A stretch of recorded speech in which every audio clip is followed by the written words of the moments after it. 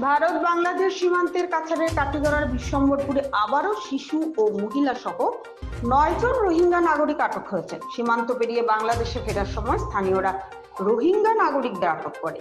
বাংলাদেশ সীমান্তের কাছাড়ে কাটিগড়া বিশ্বম্বরপুরে ফের স্থানীয় মানুষের হাতে শিশু ও মহিলা সহ 9 জন রোহিঙ্গা নাগরিক আটক হয়েছে। সীমান্ত দিয়ে বাংলাদেশে ফেরার পথে স্থানীয়দের হাতে ধরা পড়ে এই বিদেশি নাগরিকরা।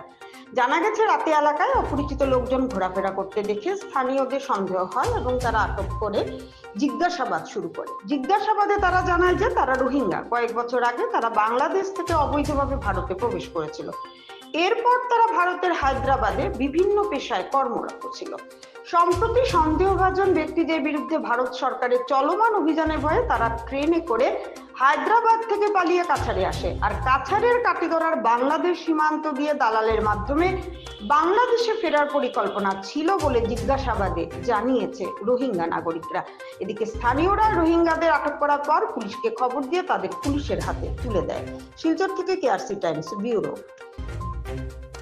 मेरा नाम है शमशु आलम। मेरी नाम अबू बकर सिद्दीक है।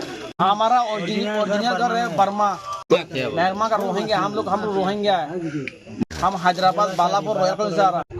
यहाँ का एक लोग का नंबर था, तो पहले भी गया था होगा शायद। उनका नंबर वहाँ पर है क्या, अब उनको नंबर हमको दिया।